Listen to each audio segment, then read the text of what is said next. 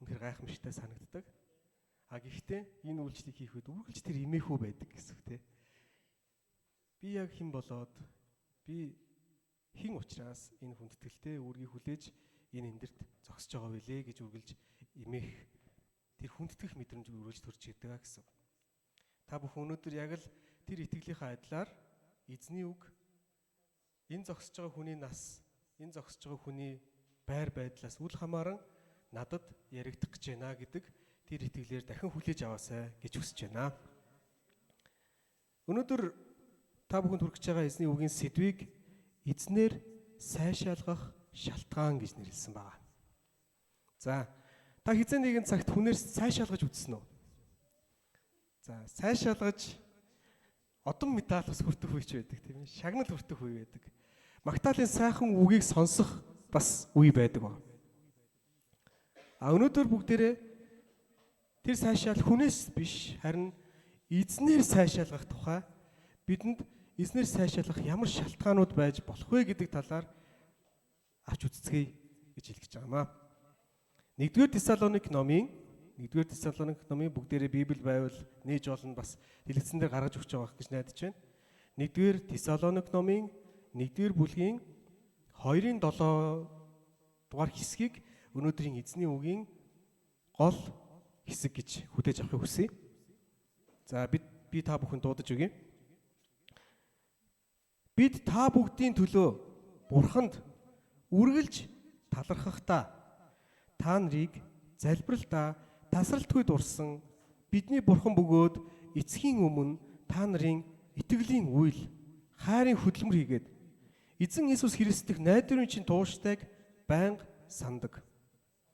Бурханаар хайрлагдсан ах トゥ нараа та нарын сонгогдсныг бид мэднэ. Учир нь бидний сайн мэдээ та нарт зөвхөн үгээр бус мөн хүч ба ариун сүнс дор бүрэн баталгаагаар очсон. Тэрчлэн бид та нарын төлөө дунд чинь ямар байсныг та нар мэднэ. Та нар үлэмж зовлон дор ариун сүнсний баяр хөөртэйгээр үгийг хүлээж аван биднийг болон эзнийг дуурайгчд болсон. Ингэж та нар Македон болон Ахайд дахь бүх итгэгчдэд үлгэр дуурай болвоо гэсэн байна. За бүгдээр 1-р Тесалоник гэдэг энэ номыг ерхэд нь анзаарч харах юм бол Тесалоник гэдэг тэр газар оронд байдаг чуулганд хандан бичсэн сайшаалын захидал гэж ойлгож болох юм шиг санагдаж байна. За ер нь бол уур амьсгал нь яхахгүй сайшаалын уур амьсгал байгаа үстэй тий. Бид та бүгдийн төлөө Бурханд үргэлж талархах таа гэж хэлсэн. Өнөөдөр бас эзний Магтаалын дундуур манай догоо ахлагч бидний төлөөлөн Бурхан залбирсан залбирал маань юу байлаа? Эзэн минь танд бид талархаж байна. Өдий зэрэгтэй биднийг байлгаж байгаа танд талархъя гэсэн байна. Тэгээд энэ загтлыг хэрэв бүгдээрээ өөрсдөө ирсэн загтал гэж бодоод уншаад үзэх юм бол за нэг ийм өнгө аяс анзаарагдана. За итгэлийн дүү минь, итгэлийн ах эгч минь, итгэлийн найз минь чи их сайн явна да гэдэг үг. Чи их сайн явна шүү. Баяр хүргэе гэдэг үг байгаа гэсэн. За та энэ үгийг хэн нэгнээс сонсч ирсэн үү? За дүү минь, эгч минь, найз минь ямар сайхан юм бэ? Чи их сайн явж гин гэдэг үгийг сонсч ирсэн үе байдаг. Яг тэр үгийг Тесалоникийн чуулганд буюу за бүгдээр энийг бидэнд хандсан загтал гэж бодвол бидэнд тэгж хэлж яана гэж хүлээж авъя. Амен. Та итгэдээр хүлээж авмаар байна уу? Сайшаал гэж. Гэхдээ энд ингэж хэлсэн байна. Учир нь бидний сайн мэдээ та нар зөвхөн үгээр бус мөн хүч ариун сүнс дотор бүрэн баталгаагаар очсон.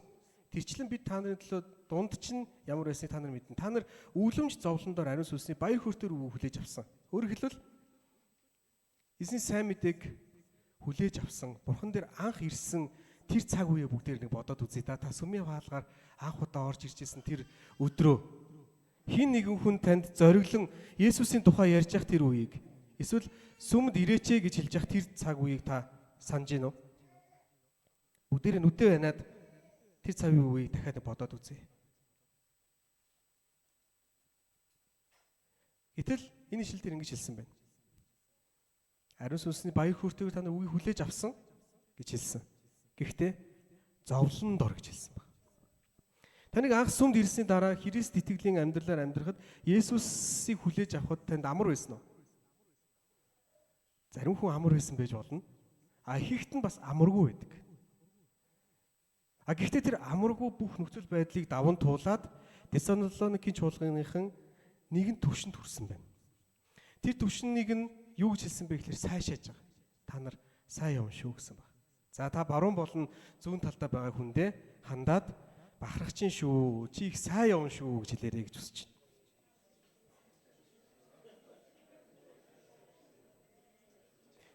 За тэгээ хэлсэн чинь танд яаж юм жоох эргэлзээ төрж гин үү? Би яг сайн явж байгаа билүү гэдэг бодол төрж байгаа хүн байна уу?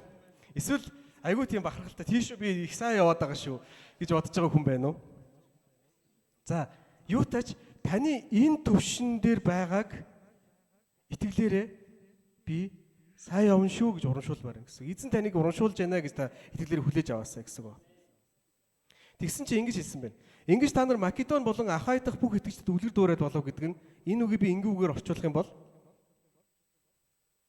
чиний итгэл одоо хинч харсан ойлгомжтой болчихжээ гэдэг санаа. За чи альч талаас харсан нэг л Христийн хүн байна. Чи Бурхны хүн байна. Чи нэг л өөр болчихжээ гэдэг санаа. За дахиад хэлье. За чиний итгэл хаанаас чинь харсан ойлгомжтой болчихжээ гэд дэрэгдээ баг хүндээ хэлдэ.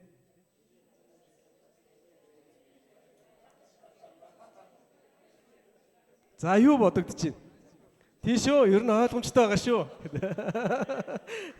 гэж бодогдож байна уу? Эсвэл эсэргээрээ хэдээ мэдэхгүй дээ гэдэг бодол орж ирж байна гэж. За ямар бодол үл орж ирэхээс үл хамааран та тэр урмын үгийг бас итгэлээр хүлээж аваасаа гэж хүсэж байна. Тэгвэл Тесалоникийн чуулган яаж яваад ийм сайшаагдах хэмжээний чуулган болсон бэ буюу та яаж яваад ийм ингэж сайшаагдах хэмжээний хүн болсон бэ гэдгийг бүгдээр бодож үзцгээе. Энийн хариултыг олохын тулд бүгдээрээ 3 дугаар ишлэгийг нэг удаа анхаарлаа байдгаар нь хандуулж аваад уншаад үзье. За 3 дугаар ишлэл бидний бурхан бөгөөд эцгийн өмнө та нарын итгэлийн үйл хайрын хөдөлмөр хийгээд эзэн Есүс Христ дэх найдварын чинь тууштай байнга сандаг. За хэдэн зүйлийг ярьсан бэ? 3 чухал зүйл ярьсан. Итгэлийн үйл, хайрын хөдөлмөр, найдварын тууштай байнга сандаг. Баярлаа гэсэн байна. За ямар гоё вэ те? Энэ 3 зүйлийг өнөөдөр бүгдээрээ тунгаан бодцгоё гэсэн. Итгэлийн үйл. За яг энэ 1-р Тесалоник номыг би англи хувилбарыг нэг уншаад нэг тийм өөрийнхөөрөө өөр ямар үгний хувилбар байж болох вэ гэдэг жоохон бодож үзсэн байхгүй. Итгэлийн үйл гэдгийг итгэлийн ажил үйлс гэдэг үгээр бүгдээрээ хүлээж авах гээд үзье. Итгэлийн ажил үйлс. За би энэ дээр зөвхөн таны сүмдэр хийдэг үйлчлэлийг ярих гайг байгаа даа. Итгэлийн амьдралыг угаасаа сүмдэр байдаг бидний нөхцөл байдлаар л дүгнэх юм бол тэндүү хязгаарлагдмал ойлголт гэсэн. Бидний амьдралын хор мөч бүр өглөөнөөс аваад орой хүртэл унтаж байх үед сэрээд бүр тэ эцсийн мөчийг хүртэл тэр амьдралыг бид нар итгэлийн амьдрал гэж бүхлээр нь харах хэрэгтэй гэсэн үг байхгүй. Сүмээс гараад итгэж хүний амьдралаа амьдарч байгаа тэр цаг үе. Энэ амьдралаар амьдрахын тулд таны хийж байгаа тэр ажил үйлс, таны итгэлээр хийж байгаа нэг ч ихсэн шийдвэр тэгээ тэр үйлсийг бүгдээрээ бодож үзцгээе. За, итгэгч захирлын, итгэгч ажилтны, итгэгч аавын, итгэгч ээжийн, итгэгч хүүгийн, итгэгч охины, итгэгч дүүгийн, итгэгч ахын, итгэгч эгчийн, магадгүй итгэгч пастрын. Энэ бүх амьдрал, энэ ажил үйлс, энэ бүхнийг бүгдээрээ бодож үзцгээе гэсэн. Ээж хүний ажил үйлс цолгүй гэж нэг ярьдаг тий. Ээж хүний ажил үйлсийг ч гэсэн бүгдээрээ бодож үзцгээе гэсэн. Зүгээр сурагч хүний ажил үйлсийг ч гэсэн бүгдээрээ бодож үзцгээе гэсэн. Өглөө босоод дахиад эхэлнэ. За яг энэтэй холбогдолтой нэг Магдалины дуу байдаг. Тэрийг би та бүхэн зүгээр үгийг нь уншиж өгье. Наран ургаж шин өдөр эхлэхэд таны дахин магтах цаг боллоо. За энэ дууны аян сонсогдож байгаа бах тий. Өнгөрөн одох. За бүгд энийг эхлээд яг энэ ихний мөрийг эхлээ бодож үзье. Наран ургаж шин өдөр эхэлж байгаа. Тэгээ тэр өдөр бид нар тохиолдох бүх зүйлүүд угтан ирж байгаа үйл явдлууд гэдгийг бид нар мэдж байгаа. Тэгээд өнгөрөн одох ирж буй бүхний төлөө. Гэтэ тэр бид нар ирж байгаа боловч орой болоход бүгдээр өнгөрөөд одцсон л байх бол. Тэгсэн ч гэсэн зүрхэн таныг магтсан хിവэрэ гэж хэлж байна. Хайраар дүүрэн та уурлагтаа удаан нэртэн агуу нинжин сэтгэлтэй таны сайн сайхныг би үрд магтан дуулах үе түмэн шалтгаан миний зүрхэнд байна. Бүх амьдралын үйл явдлууд өнгөрөөд одсон ч гэсэн эцэст нь бодоход хэрвээ бид нар сайн бодох юм бол Бурхныг магтах шалтгаан үе түмэн шалтгаан байна. Догоо ахлагч тэрийг бодонгоо өнөөдөр бүр ингээд хоолон чичрэн залбирсан шүү дээ. Хүч чадламын дороотох тэр өдөр амьдралын минь төгсгөл ирэх үед ч түмэн жилийн турш үрдээс үрд мөхөд сүнсмэн таныг магтсан хിവэрэ. Энэ 3 дахь бодог бүр аюу ширүүн бодог байхгүй тий. Хүч чадламын дороотох тэр өдөр. Итгэгч хүний хүч чадал дороотохгүй гэж хэлээгүй байна. Бид нар хүч чадал дороотно нэг өдөр тий. Нэг л өдөр дороотно. Гэтэ тэр нь ямар дороотлоо ихлээр Бурхнаар тэр сойрхогдсон тэр л хүч чадал багасах тэр өдөр. Амьдралын минь төгсгөл ирэх тэр үед ч гэсэн түмэн жилийн туршид үрдээс үрд мөхөд юу гинөө? Миний сүнс таныг магтсан хിവэрэ. Эзэн биднэрт бидний сүнсэнд бидэнд мөнхийн амьдрал тэр итгэлийг өгсөн. Амин. За дахилтыг надтай хамт дуулж өгөх хүн байна уу? За хамтдаа дуулъя. Эзний магтъя тий.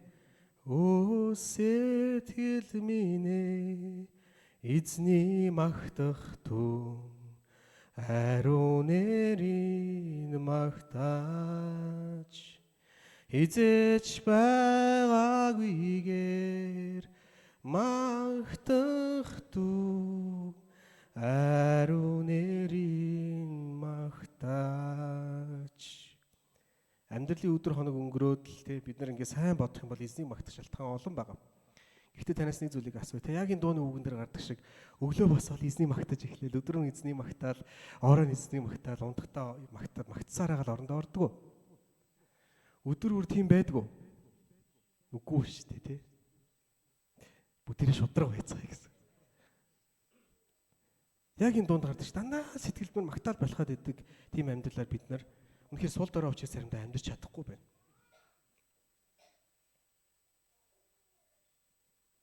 Гэхдээ эцэг хүн гэр бүлийнхаа төлөө, ээж хүн нөхөр хүүхдийнхаа төлөө, хүүхэд залуучууд бид Бурхан дотор итгэлээрээ тэр итгэлийн амьдралаар бид нар амьдрсаар л байгаа. Гэхдээ Бурхан яг энэ амьдралыг мань харахтаа чи итгэлээр амьдрсаар л байна. Сайн байна гэж урамшуулж байна. Бид зүгээр суугаагүй. Бид нар амьдрсаар л байгаа гэсэн. Магадгүй бидний хүмүүс харахтаа энэ амралтын өдрөө ч гэсэн амарч чаддаггүй өрөвдмөр хүн гэж хардаг гэж магадгүй. Харин бид нар үн цэнтэйг мэддэг болохоор амралтын өдрөө ч гэсэн зориулаад яг энэ суудалд суудаг тийм итгэлтэй хүмүүс байна. Бидэнд тийм итгэл байдаг байна. Хэрвээ итгэлгүй болчвол ирээдүйд харах ямар нэгэн хараа байхгүй болчихвол эзэн Иесус Христэд итгэх тэр итгэл байхгүй болчих юм бол ямар бүрхэн вэ гэдгийг бид нар Бурхан дээр анх эрэхтэй ойлгодоггүй ч ирсэн. Түүн дээр нэгэнт ирсний дараачаар хэрвээ энэ итгэл байхгүй болчвол ямар хэцүү вэ гэж бодогддог үе байдаг баг. За, одоо баруун болон зүүн талдаа байгаа хүндээ тийм ээ миний найз, миний итгэлийн ах эгч та итгэлээрээ амьдрсаар байгаарай гэж урамшуулъя.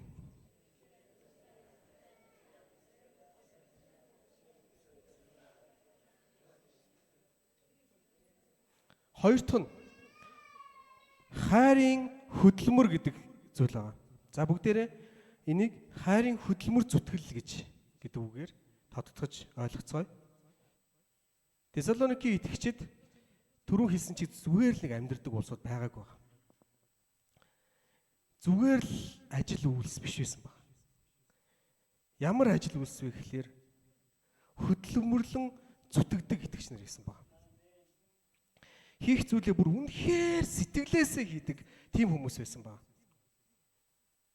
Тэр нь Бурхныг болон бусдыг хайрлах юунаас нь ундарсан байна вэ? Хайраас нь ундарсан хичээл зүтгэл байгаа гэсэн. юуны хувь хүний хөгжлийн янз янзын сургалтуудыг ингээд бид нар сууж үзэж болно л да. Зүгээр сүмээс өөр газар би тэр сургалтуудыг муу муухай гэж юусоо бичиж хэлж байгаа юм биш шүү. Эзний чуулганаас өөр газар эсвэл Библиэс өөр ихтэйгээр зааж байгаа сургалтуудад яг энэ зүйл яригдана. Хичээл зүтгэлтэй байгаарай гэдэг зүйл яригддаг. Гэхдээ энд нэг зүйл өөр байна манайхаа. Юу вэ? Хайрын хичээл зүтгэл гэж хэлж байгаа. Хайрын хичээл зүтгэл. Манай хүүхэд хөгжлийн төвүүдэд тоглож идэг манай хүүхдүүд ямар хайр хүрмээр санагддаг гэж тий. Тийм болохоор бид нарт тэдэнд тусламар санагддаг. Тийм болохоор бас тэдэнд зориулахын тулд бид нартай хамтардаг хүмүүс байдаг баг. Өөрөөр хэлбэл Бурхны хайр юунд хөдөлдөг вэ гэхээр хөдөлмөр зүтгэлд бид нар хөдөлдөг баг. Зүгээр нэг юм хийгээд оронцоглоод хайдаг биш. Бүр үнэхээр энийг зүтгэе. Бүр үнэхээр чанартай хий гэдэг тийм сэтлийг төрүүлдэг баг. Та өөрийнхөө ажил үүргийг энэ амьдралыг зүгээр л амьдрах ёстой болохоор биш, ажил хийх ёстой болохоор биш. Үүгээр дамжуулан би хэн нэгэнд хүрч хайрлаж байгаадаа гэж бодох юм бол хөдөлмөр зүтгэл өөр ирэхгүй ундардаг гэсэн. За би зүгээр жишээнүүдийг авъя. За цэвэрлэгээний ажил хийдэг хүн байлаа гэж бодъё. Тэр хүн Бурхны хайраар хийж эхлэх юм бол ингэж бодох боломжтой. Хэн нэгэн хүн миний цэвэрлсэн гудамжаар сайхан зүйлийг бодоод алхаж байгаасаа даа гэж бодох үед. Байж болохоор гоц. Тийм. Би цалин авч байгаа учраас ямар ч хэсэн би нэг хэдэн метр зам шүүрдэх ёстой учраас гэдэг зүйл биш. Харуул манаач хүн. Хэн нэгэн хүн би энэ орон зайд байгаа болохоор надад дамжуулж найдвартай амар амгалан байдлыг мэдрээсэй дээ гэж бодож хийх боломжтой юу? Боломжтой байна тий. Үйлчилгээний ажилтан хүн. Хэн нэгэн хүн би байгаа учраас түрхэн ч гэсэн хугацаанд амарч алжаалаа тайлаасаа гэж хүсэх боломжтой юу? Их ажил хөдөлмөр юуныхаа хажуугаар те өдрийн хоолоо идээ сууж явахдаа тэр хүн таны үйлчилж байгаа үйлчлэгээр дамжуулаад амттай сайхан хоол идээд амраад гарах боломжтой юу? Ажилтан хүн хэн нэгэн хүн миний хийсэн ажлын үр дүнд ямар нэгэн зүйл нь бүтэж байгаа даа. Ирээдүйн зам нь нээгдэж байгаа даа гэж та харах боломжтой юу? Захирал хүн хэн нэгэн хүн таны удирдлагаар юу хийхээ мэддэг болж байгаа даа гэвэл ямар гоё юм. Удирдагч хүн хэн нэгэн хүн надаар дамжуулан ирээдүйн зорилго алсын хараагаа олж харж байгаа даа гэж бодвол ямар байх вэ? Пастор номлогч хүн хэн нэгэн хүн надаар дамжуулж Бурхнаар зоригдж байгаа даа гэж бодож үйлчлэх. Яг энэ хайрын үнцэг Бурхнаас ирж байгаа тэр агапе хайр хөдөлмөр зүтгэлтэй нийлээд ирэх үедээ дуусшгүй гайхамшигтай ирч хүчийг бий болох боломжтой гэдгийг өнөөдөр танд сануулахыг хүслээ гэсэн. Хэрэг бид нар Бурхны хайраар харуул бид үнэхээр хийж байгаа бүхэндээ хөдөлмөр зүтгэлээ зориулах хэрэгтэй бол. Та ямар нэгэн муу зуршлаасаа салах гэж шийдсэн бол тэрэн дээр Бурхны хайрын хичээл зүтгэл нэмэгдэх хэрэгтэй болно. Би энэ нэг муухай юмнаас салчих юм бол би эхнэр хүүхдээ эсвэл өөрийнхөө хайртай хүмүүсийг хайрлсан шиг хайрлах гээд байна да гэдэг тэр бодлыг оруулж ирээсэй гэсэн үг. Та ямар нэгэн шийдвэр гаргасан бол тэрэн дээр Бурхны хайрын өнцгөр дахин нэг удаа харж үзээсэй гэж хүсэж байна. Та жин хаяхаар шийдсэн бол миний хайртай дотны хүмүүс миний бас гоё галбирлаг тэр дүр төрхийг харж байгаа даа гэсэн хайрыг бас бодож болно гэсэн. Дуулал номын 78 дугаар бүлэг дээр ингэж хэлсэн байдаг. Давид хаан гарын ураар өдөрдөж байв гэдгээс гардаг. За юу гэсэн үг нэ? Гарын ураар өдөрдөж байв. Давид хаан болсныхоо дараа шинэхэн хаан байх үедээ яаж хийсэн бэ? Хичээл зүтгэлтэйгээр хаанчилж ийсэн байгаа байхгүй. Гэтэл юу болсон бэ? 2 дугаар Самуэль номын 11 дугаар бүлэг дээр ингэж хэлдэг. Хавар хаадууд дайнд мордох цагаар Давид хаан Иерусалимд үлдвэ гэсэн баг. Тэр үеийн хаадууд хавар болохлээр газар нутгаа тэлэх, ард түмнээ хамгаалах жинхэнэ нөгөө хаан хүнийхээ ажлыг хийдэг цаг юм байна л да. Байж л дээ. Тийм уламжлал тухайн үед байсан баг. Гэтэл яг тэр үед яасан бэ гэхээр Давид хаан цэргийн жанжтаа дайны талбар руу явуулаад яасан бэ? Хойно нь өөрөө үлдсэн байдаг. Өөрөөр хэлбэл Давид хаанд байсан хичээл зүтгэл нь байхгүй болж эхэлсэн. Хичээл зүтгэл буюу тэр хайраас ундарч идэг, тэр гарын ураар би өдөртчих юмсан да гэж бодож исэн хичээл зүтгэл нь алга болоод хурж эхэлсэн гэсэн үг шүү дээ. Тэнгүүд ямар зүйл болсон бэ? Яг энэ үүдлийн дараа юу залгагддаг вэ гэхээр завхаарлын гимнүгэл дунаад Давид хааны хаанчлалын уналтын цаг үе эхэлдэг. Хэрвээ хичээл зүтгэл гэдэг зүйл байхгүй л болох юм бол энэ хичээл зүтгэл би бурхан доторх агапи гэж ярьдаг тэр хариу өгдөггүй хайраар бид нар энэ хичээл зүтгэлийг гаргаж ирэхээ болох юм бол юу болох вэ гэхээр бидний амьдралд зэврэл үүсэх бол. Хөдөлмөр зүтгүүлгүй болох үед бид нар урууданд ороод ичихлээ. Тесалоникийн итгэгчид яасан бэ гэхээр хийх ёстой сайныгаа хичээж хөдөлмөрлөж гэхдээ тэр нь Бурхны хайраас ундран гарах тэр гайхамшигтай хичээл зүтгэл байсан гэсэн. За, баруун болон зүүн талдаа байгаа хүндээ Бурхны хайр хүнийг хөдөлмөр зүтгэлд хөдөлдөг юм байна шүү гэж хэлээсэй гэж хүсэж байна.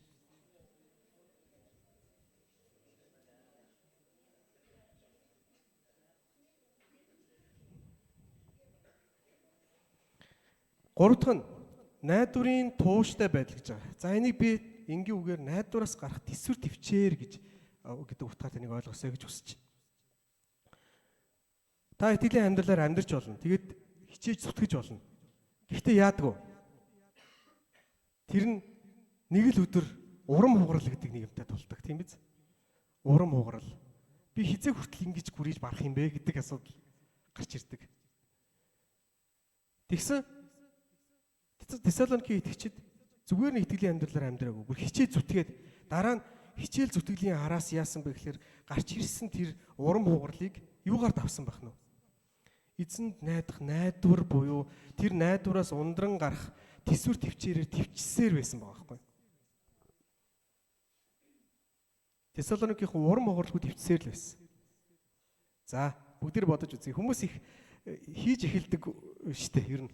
Та ямар нэг юм хийж эхэлж үзчихсэн үү? Та анх ажилд орж явахдаа яаж орж исэн бэ? Гой хуцтай те бижак мижактай ингээл цэмбэр залуу цэмбэр сайхан охтууд ингээд ажилд ордог шүү дээ. Анх хурмаа хийж байгаа хосууд яадаг вүлээ? Янзын сайхан өстой үнэхээр энэ амьдралыг бид хоёр баллаад өгөндөө гэдэг итгэлээр амьдралаа эхэлдэг баг. Гэхдээ яах хэрэгтэй болдгоо? Хөдөлмөр зүтгэл хэрэгтэй болд. Тэр гэр бүлийн чинь бид хөдөлмөр зүтгэлээр л босгоно. Өөр юугаарч босгож чадахгүй болж эхэлдэг тий. Дараа нь яадаг вэ? Тэр хөдөлмөр зүтгэл заримдаа урам хугарлыг авчирч эхэлдэг. Энэ үед ганцхан л арга байна л да. Ганцхан л арга. Арга ямар ч арга байхгүй. Тий. Ямар нэг уншуулах ном байхгүй. Зүгээр л би Иесуст найдаж байна. Энэ нөхцөл байдлыг ч гэсэн миний бурхан сайнаар эргүүлж чадна гэж би найдаж байна. Тийм учраас би тийсэн би энийг даваад гарна гэдэг тэр тэсвэр төвчээр буюу тууштай байдлыг ярьж байгаа гэсэн. Тэгээд Еврей номын 12 дугаар бүлэг дээр итгэлийн амьдралыг уралдаантай зөвлөе төвчээртэйгээр гүйцгээе гэж хэлсэн байдаг. Уралдаантай зөвлөж. За бүгдээрээ 6 сарын 1-нд ингээд нөгөө талбай дээр марафон болдог шүү дээ. Марафон болоход ингээд айгүй гоё хуц өмсөөл дугаар муугаараа зүгээл марафоны гараан дээр гарч байгаа хүмүүс нэг юм гуранхай байхыг та нар харсан уу? Чадахгүй байх төө гэл тээ. Бүгдээрээ л ингээд хуцсан өстэй байдаг гой дээр нь тавиал бист яг гүн яг байранда орно. Тэгээ зарим ч төрүүлэн гэсэн тийм гой сэтэлтэйгээр эхэлдэг шүү дээ. За тэгээд гүүгээд эхэлж байгаа. Уралдааны дундуур харахад яадаг вэ? Бүгдээрээ гүйжлээдэг үстэй. Тэ? Уралдааны за эхний хагас магас бол ингээд бүгдээрээ гүйсээр л байгаа. Ер нь бол нүднийхэн гал нь бөхөөгүй гэдэг тий. Хичээнэ. Яг л болох гээд байна гэл ингээд зүтгэл өөрөө хичээл зүтгэл явж байгаа байхгүй. За энэ хүмүүс яг бариандаа орох юм бэ гэж бодоод та бариан дээр очиод хүлээгээ зогсох юм бол юу болох вэ? Зарим хүмүүс нь орж ирэхгүй шүү дээ. Зарим хүмүүс нь орж ирэхгүй. Тэр юу вэ гэхээр эхний хоёр хэсэг байна тий. Би итгэлээр амьдран дараа нь би хайраар хичээж зүтгэн. Гурав дахь хэсэг нь найдвараар давж гарах. Тэр мөчүүдийг давж гарахгүй бол барианд орохгүй байх юм шүү дээ. Энэ үед бид нарт итгэл найдвар хэрэгтэй. Сүмээс өөр газар ялгаагүй бас заадаг шүү манайхаа. Сайн заадаг штэ. Тийм. Шийд хий. Тэгээд хичээ зүтг. Тэгэхдээ асуудал гарна. Даваад гар гэж ярьдаг. Гэтэ Библи биднэрт юуны нэмэгдэлтэйгээр хэлж өгч юм гэхлээр итгэл, хайр, найдвартайгаар буюу Бурхантайгаар энийг давж гараарай гэж хэлж байгаа гэсэн. За Тесалоник номын 4-р бүлгийн 1-р бүгдээрээ харах юм бол одоо энэ номын 4-р бүлэг рүү явж штэ тий. Ингэж хэлж байна. Эцэст нь ах トゥ нараа та нар хэрхэн явах, Бурханд таалагдах талаар биднээс сурснараа мөн та нар үнэхээр тийм явдагчлан улам илүү болоорой гэж бид эзэн Есүс дотор гуйн ятгах байна гэсэн. Өнөөдөр бүгдээрээ эзэнд санаа нэгтэйгээр өдий хүртэл эзэн минь удирдахжсэн таньда баярлалаа гэж хэлсэн биз дээ. Тийг залбирсан бид нар. Харин одоо юу гэж хэлж байна гэхээр ах トゥ нараа та нар хэрхэн явах, Бурхан таалагдах талаар сурсан шүү дээ. Тэгээ та нар одоо ч гэсэн тэгж явсаар л байгаа шүү дээ. Ерөөсөө тийм байхгүй гэж яриаггүй шүү дээ. Та нар одоо ч гэсэн тэгж явсаар л байгаа. Гэхдээ юу гэж хэлсэн бэ? Улам илүү болоорой гэж хэлсэн байна. Улам илүү болоорой. Улам илүү болоорой гэж хэлсэн байна. Та баруун болон зүүн талдаа байгаа хүндээ за одоо ч гарын харж байгаа сайхан чанган шиг хатгаж байгаа өдрөө харж байгаа. За улам илүү болоорой гэж хэлье. Улам илүү болоорой.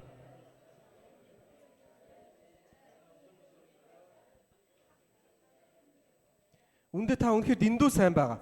Гэхдээ энэ бас болоогүй байгаа. Улам илүү болоорой гэсэн. Үнэхээр Бурхан найдаарай. Тэр бидний хүсэр хаяхгүй гэдэгт найдаарай. Өнөөдрийн яг энэ зовлон хэрвээ уралдаан гэж бодох юм бол та сүүлийн тойрог нь байж магадгүй гэж бодоорой гэж хэлэх гээд байна. Гэхдээ сүүлийн тойрог бас биш магадгүй шүү. Сүүлийн тойрог биш байсан ч гэсэн найдаарай гэж хэлэх гээд байгаа байхгүй. Дахиад 5 дугаар бүлгийн 14-өөс 18 дээр ингэж хэлсэн байна. Ах トゥ нараа зүгээр суугчдад зааварлаж, хулчгаруудыг зоригжуулж, доройд нь тусалж, бүгдэд төвчээртэй хандахыг та нараас гуйж байна. Хин нэгний муугаар хариулахгүй байхад анхаар.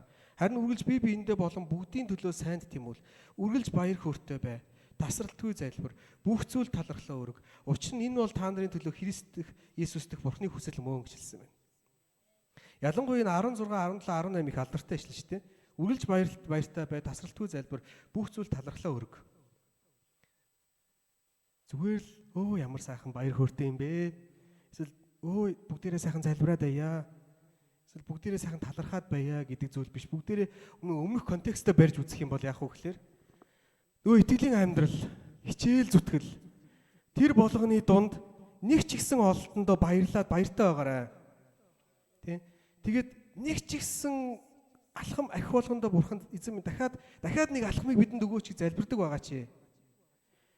Нэг ч ихсэн ололтондоо эзэнд талархалтай байгаа чи. Ингээд яваад байгаа чи гэсэн санаа.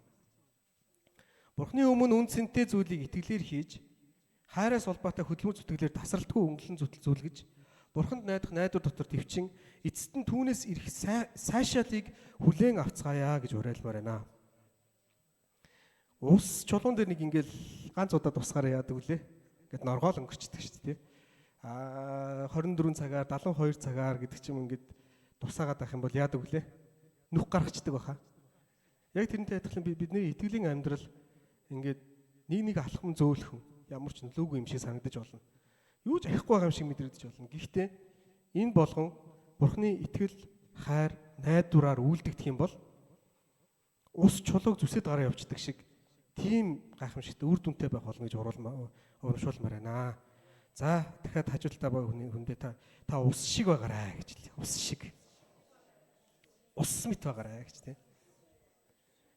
За өнөөдрийн харах хамгийн сүүлийн ишлэл 1-р Коринт номын 13-ын 13-ыг харцгаая. Идүүгээ итгэл, найдвар, хайр гурав үлддэгч хамгийн агуу нь хайр мөн гэсэн байна. Хөө юу болж байна? Гинт анзаарсан уу? Нөгөө гуравч явж шүү дээ. Яг тэгвэл бүгдээрээ энэ итгэл, найдвар, хайр гэдэг ингээд энэ гурван үгийг харах юм бол ингээд өнгөцгөө харах юм бол итгэл, найдвар, хайр гурваараа байгаа боловч итгэлийн ард юу байгаа вэ? Итгэлийн ард итгэлийн амьдрал байгаа. Найдварын ард юу байгаа вэ? Тэсвэр төвчээр нь байгаа шүү дээ. Хайрын ард нь хичээл зүтгэл нь байгаа хаа. Ямар гоё юм бэ те? Эзний үг ингээд үг үгээрээ тайлбарлагдаж байгаа нь ямар сайхан бэ? Эзний үг үнэхээр эрдэнэс мэт нууцлаг биш гэж юу? Тэгээд ингэсэн байна. Энэ гурав үлддэг. Эцэст нь юу ч үлдэхгүй байх нь шүү дээ. Энэ гураар хийгдсэн бүх юмд үлдэх нь шүү дээ. Эцэст нь эргээд харахад бид тэгж боддог те. Эргээд харахад зураг л үлддэг юм да. Инстагийн зураг л үлддэг юм да гэж ярьдаг байхаа. Яг тэрнтэй адилхан бидний амьдралыг бүхэл дүр зургаар нь харах юм бол энэ гураас өөр юм үлдэхгүй болчихно шүү гэж хэлэх гээд шүү дээ. Энэ гураас өөр юм. Гэтэ энэ дотроос хамгийн агуу нь юу гэсэн бэ? Хайр. Хайрын ард юу байдаг вүлээ? Итгэл, хичээл зүтгэл байдаг. Өөрөөр хэлбэл хайраар хичээж зүтгэсэн болгон үлдэж байгаа тэр зүйлүүд дотроос хамгийн нандин байх болно шүү гэсэн байна. Яагаад эдгээр зүйлтэй бид нар ажил үйлс, хөдөлмөр зүтгэл, төсөв төвчээрийг дахин холбосныг нэг удаа дахин тунгааж үзээрэй гэж хэлмээр байна. Ингээд загалбай дээр бидний бүх гмийн төлөөсийг төлөөд ийм гайхамшигтай нандин итгэл, хайр, найдварыг бэлгэлсэн эзэн Есүс Христэд алдар талархлыг өргөөд өнөөдрийн үгийг өндөрлцгөөё. Хамтдаа түүний өмнө залбирцгаая. Хайрт эзэн минь ээ. Бид таны дотор итгэлээр үнэхээр амьдрмаар байна. Итгэл гэж ярьдаг хүмүүс биш, харин итгэл гэж амьдрдаг хүмүүс баймаар байна. Бас үнэхээр бид зүгээр хайр гэж ярьдаг хүмүүс биш, хайраар бид нар хичээж зүтгэдэг хүмүүс баймаар байна. Бид нар найдвар гэж ярьдаг хүмүүс биш, харин найдвараар бүгдийг даван туулагч нар байхыг хүсэж байна эзэн минь. Таны загалмай үгсээр дамжуулан бидэнд өгсөн итгэл, найдвар, хайр гурвын төлөө тань талархлыг өргөж өнөөдрийн эзний үгийг өндөрлөж байна. Харин энэ бүхэн дээр яг үнэхээр таны өрөөл байж бидний амьдралд үнэхээр энэ бүхэн нэвчин ороосоо гэдгийг эзэн Есүс Христийнхаа нэрээр чин сэтгэлээсээ гуйн залбирч байна. За анхаарал тавин сонссон та бүхэндээ баярлалаа.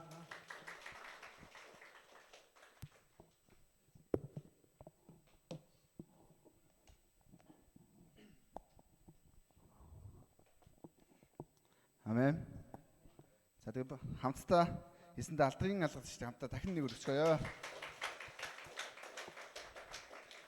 За тэгээд өнөөдөр бас заагийн ахлагчаар маань дамжуулж бас их урмыг авлаа. Эхлээд урамшуулад тэгээд Тессалоник чуулганд хандсан тэр урмын зүйлсийг эхлээд бас заагийн ах манаас ингээд юутай хэлж байгаа байхгүй дараалтай хэлж